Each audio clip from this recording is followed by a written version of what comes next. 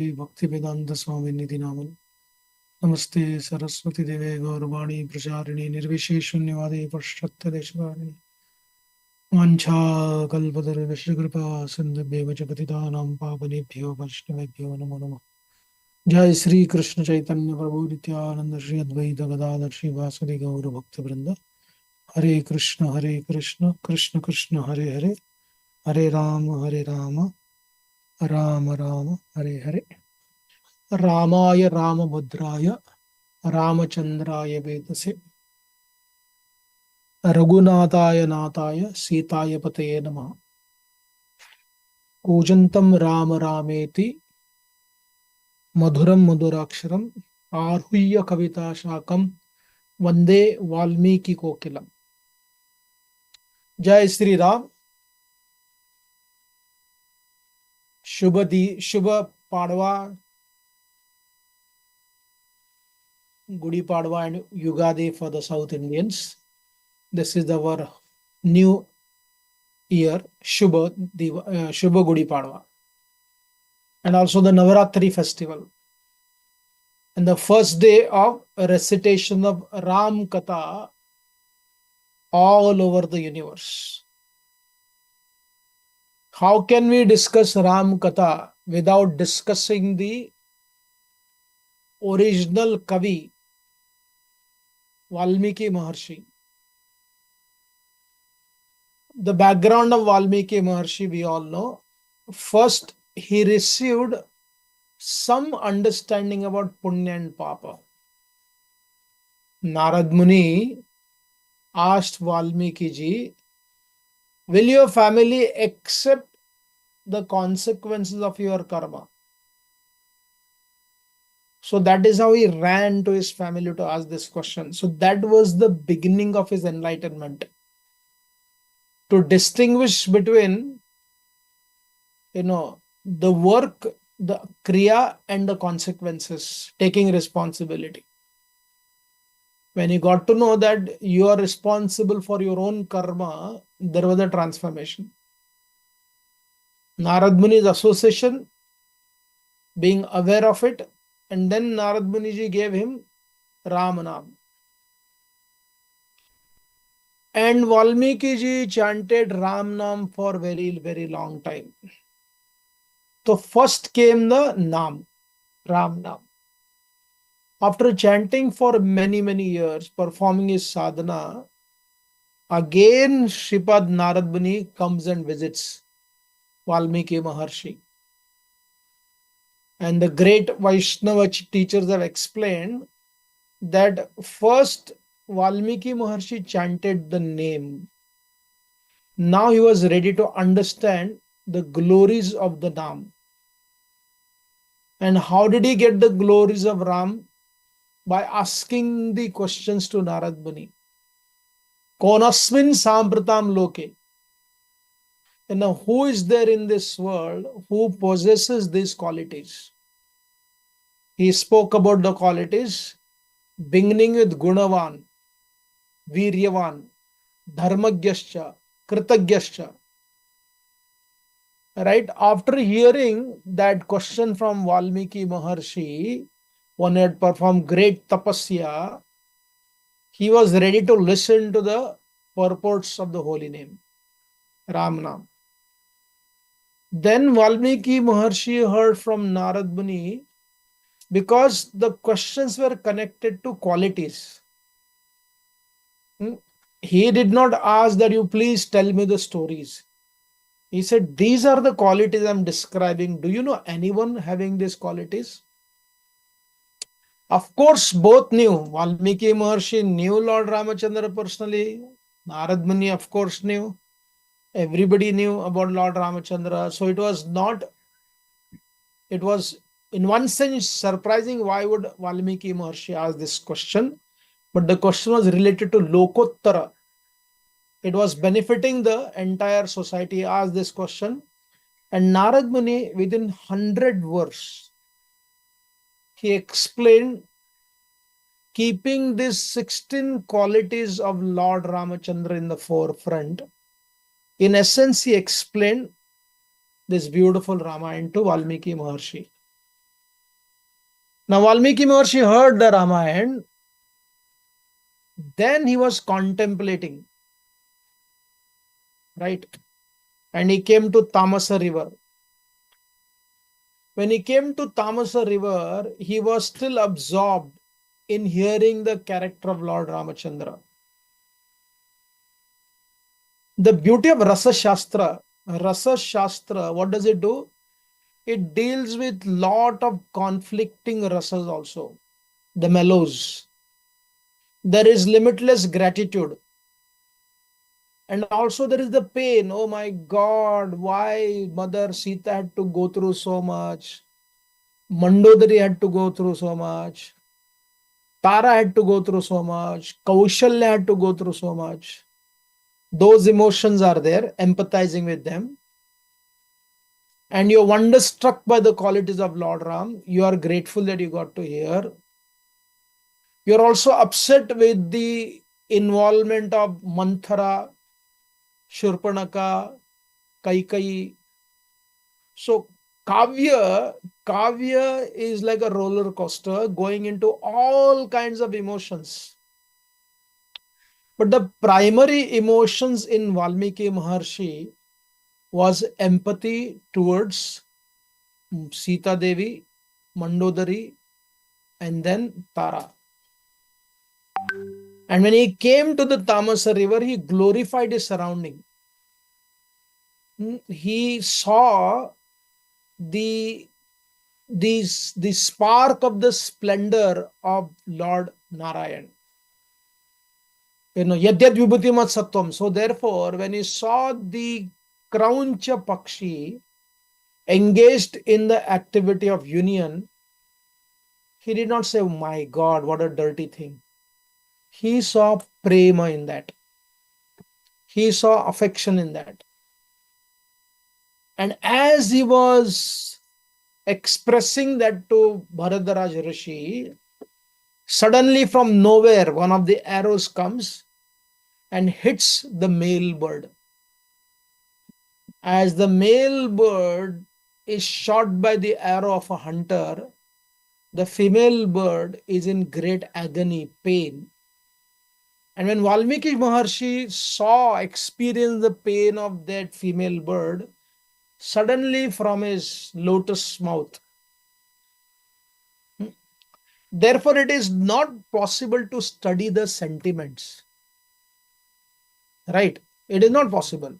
They will come to you. The question is, you can't stop the mellows. Therefore, Valmiki Maharshi wrote this wonderful Ramayana, and it is full of mellows. It's a Rasa Shastra, it's a Kavya Shastra. Right? So then, Valmiki Maharshi, out of compassion to this female bird, being angry towards the hunter, we are seeing it, there is a conflict of mellows, but the conflict of mellows are harmonized by the great Kavi, and from his mouth came a shloka. It was not shloka, it was a shoka. It was not shoka, it was a shapa. Right? It was a shapa which came in the spirit of shoka, but without he realizing it had become shloka. In Anushtupa Chanda. That is the beauty of the great poet.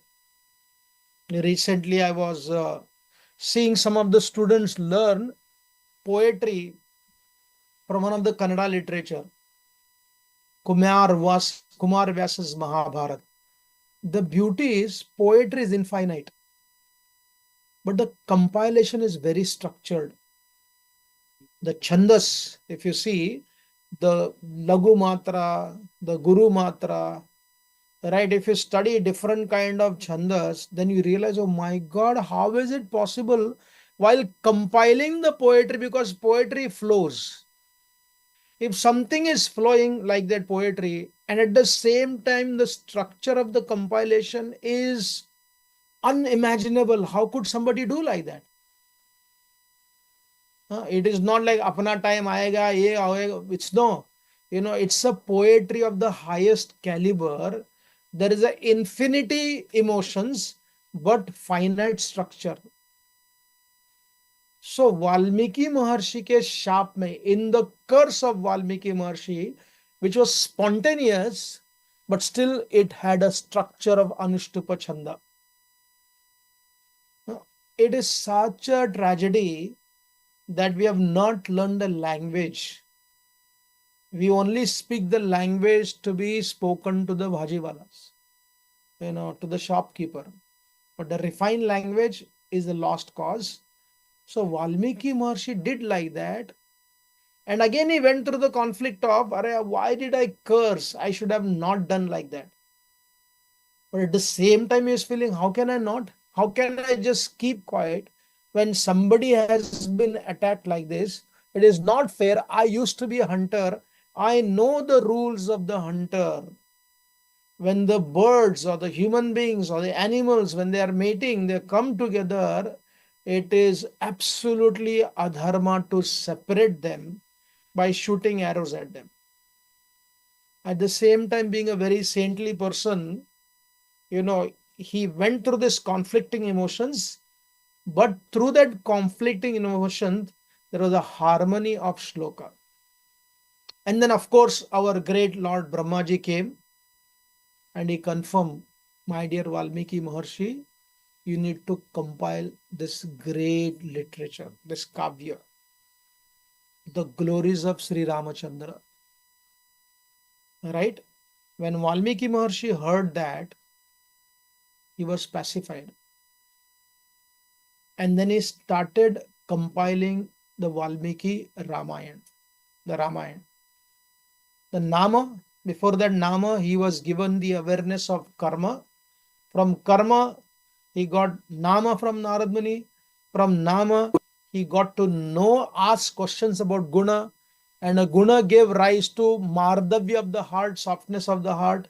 And that heart gave rise to Shapa, Shobka, and Shloka. And then he got the order, request, affirmation from the great Sri Brahmadev to compile the Ramayana. And what is Ramayana? Ramayana is nothing but expansion of the Nam. And what is the Nam? Nam is a concentrated form of Valmiki Ramayana. Ram, Ram, Ram, Ram. Right? So he compiled. When he compiled the Valmiki Ramayana, the beauty of this Valmiki Ramayana, the Kavi does not grow in size. Right? One poet, he explained, Kavi is like a mother. His compilation is like giving birth to a baby. When a mother gives birth to baby, what happens? When a mother gives birth to baby, the baby is very small. The mother can easily lift the baby, move around, take the baby around here and there, everywhere, nourish the baby.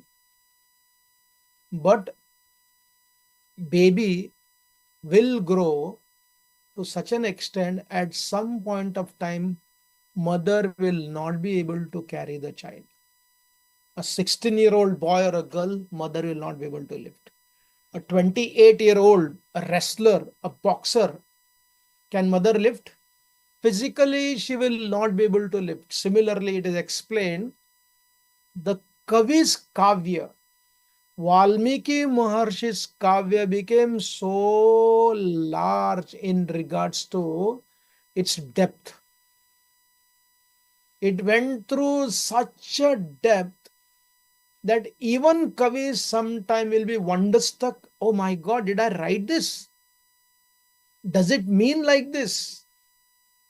Right? When Sanatan Goswami was listening to Lord Chaitanya Mahaprabhu in regards to the Atmaram verse, Mahaprabhu said, I don't know what I spoke. I don't understand what I spoke. When Arjuna asked Krishna to recollect, speak again, the Bhagavad Gita, Krishna said, no, Arjun, it will not come again. It had a different spirit. It was a different time. I cannot repeat what I have spoken because it was not a prepared lecture. And therefore, instead of speaking Bhagavad Gita, Krishna spoke to Arjuna called as Anugita.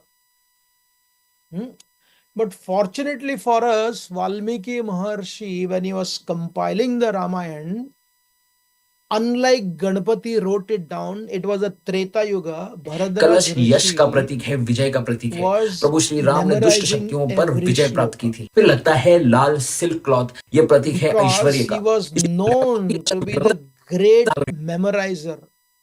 And therefore, whenever in the traditional world, when the Ramayana Katha is happening, the speaker will always ask from the audience if anyone is from the Bharadraj Gotra, because we owe to them. The Bharadraj Gotra people, they remembered the whole Ramayana.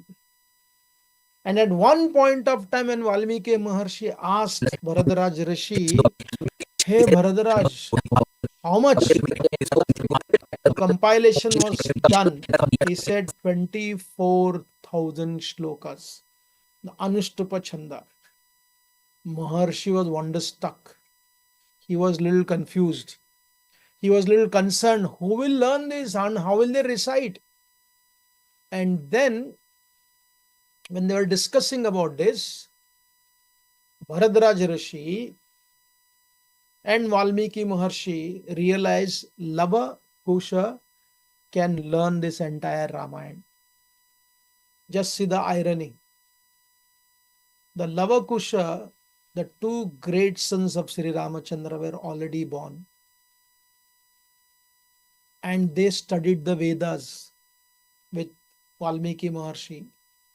They studied all the Vedas, therefore they were competent enough to learn the entire Ramayana from their guru and develop the capacity and the feeling, the emotions, the bhava to recite this most wonderful poetry. Right? So they did that contest. As I said, the poetry had become greater than the poet already. And there was an invitation received by the great Valmiki Maharshi for Sri Ramachandra's Ashwamedha yagya. Sri Ramachandra decided to perform Ashwamedha yagya not in Ayodhya as previously done. He decided to perform the Ashwamedha yagya in Naimisharanya, hoping that Sita Devi will also come there. He can't invite her because the subjects have not approved bringing back Mother Sita. But if he performs the Ashwamedha Yagya in Naimisharanya, being a neutral place, everybody will come, including Sita Devi. That was the only reason. Those who are ununderstandable of the rasas vichar, those who don't understand the mellows, those who don't understand the harmony or the conflict between being a king and the husband, if you study this carefully, you will understand how Lord Ramachandra was basically torn apart between his duty of a king and a sensitive husband of Ramachandra. Everybody was invited. Valmiki Maharshi was also invited for this function. Right? Only thing, officially the invitation did not go to Sita Devi. You can imagine what she must have gone through. But she decided to come as requested by Maharshi. And then Maharshi told Lavakusha, he said, when you are coming, you have to recite this Valmiki Ramayana everywhere. It is not that they directly came asking that we want to speak Ramayana in the assembly. They had learned this Valmiki Ramayana because they knew the Vedas, they knew the meter, they knew everything so nicely. They had their Veena. And before they went to the Naimisharanya place to recite the beautiful Valmiki Maharshi's Ramayana, every day reciting 20 sargas. There are 545 Brahma Sutras. Similarly, Ramayana has got 545 sargas. It is so closely connected to the depth of the Vedas. And he explained, when you recite the Ramayana, be careful not to offend. They knew that they're going to recite the story of Lord Ramachandra, but they did know that this exact person is Sri Ram. And Ram would hear Ramayana from his own sons, but he did not know that they are his sons. Imagine what they must have gone through. If you study the Marathi compilation of Gadi Mardulkar, sung by Sudhir Phadke,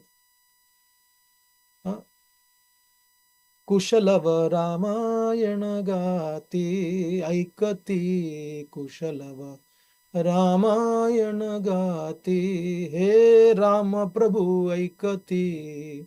Said Rama Prabhu was listening without knowing. They knew that they are speaking Ramayana, but they had no clarity whether it was Ram. Ramachandra Bhagwan was listening from his own sons, but he didn't know that they're his own sons. And how did he got to know about them? Because they were reciting on the street. Valmiki Maharshi had asked them not to take any remuneration out of this for them. Nothing. And he had told, when you are reciting the story, he said, do not offend the people of Ayodhya. It should be pleasant. How will they not? Because it was the story of their mother suffering also. Therefore, Valmiki Maharshi had told them how to recite, and they were reciting on the street. Imagine, the Harinam has an explanation of 24,000 verses. The Valmiki Maharshi's Ramayana itself is an extension of Harinam, recited with proper meter. All the rasas were involved.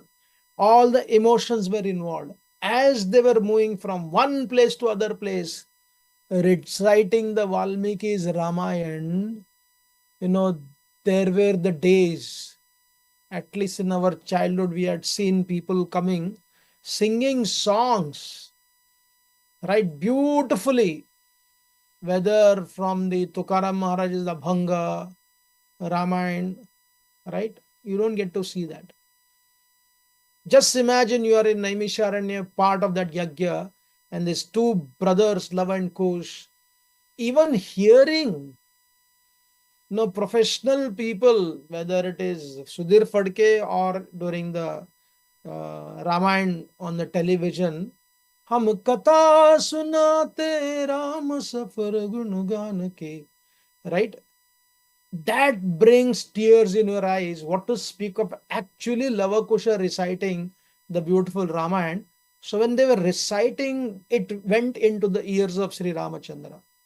He was wonderstruck. Who is singing this? They are singing about me. And he asked Lakshman to bring them inside. In that huge assembly, both the brothers started reciting this great Ramayana, and as the assembly was listening, our Ramachandra Bhagwan, he was sitting on his big asan. When they started narrating the story, he said, this is not the place for me to sit. As the speaker, they should be on the higher position. As the listener, I should be on the lower position.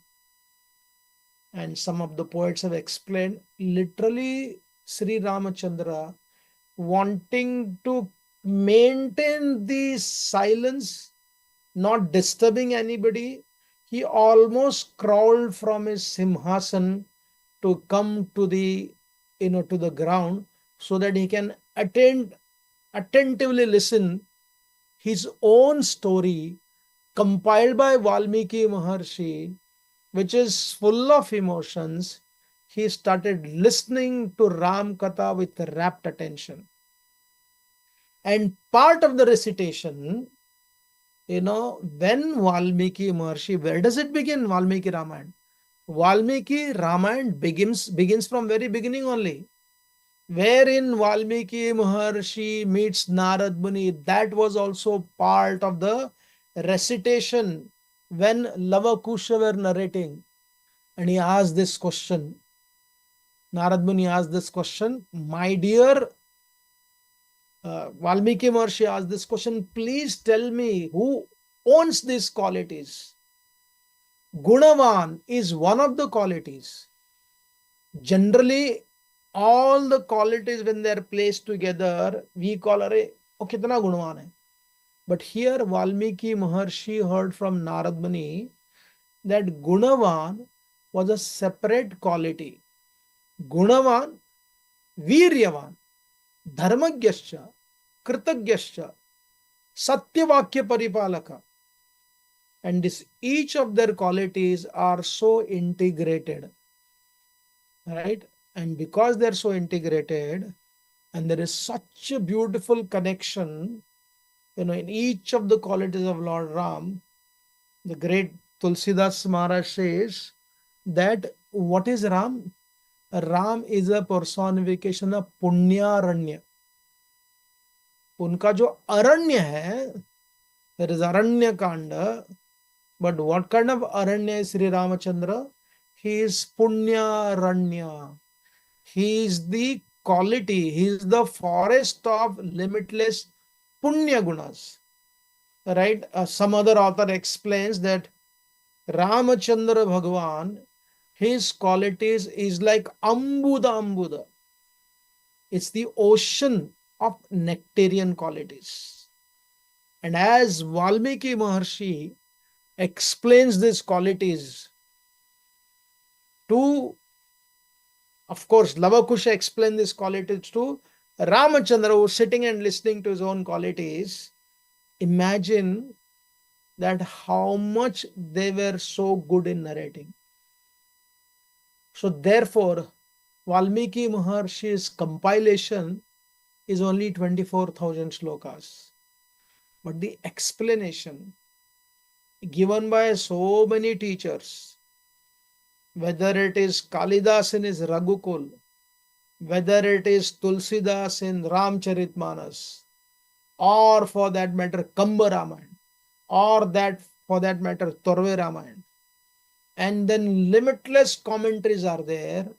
On all these commentaries, they expand the compilation of Valmiki to such an extent they are stunned by Valmiki's compilation and trying to take a drop of the ocean of Valmiki Maharshi's compilation, making that drop into limitless ocean of depth, wherein even Valmiki Maharshi himself is stunned.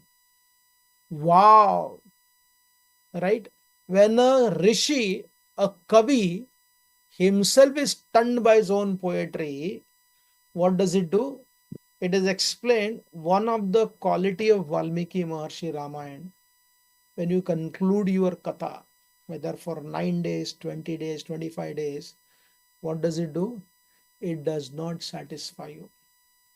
आप अतृप्त होकर ही, right? You are absolutely attripta because you just touched the ocean of that great Valmiki's Ramayana with so many explanations.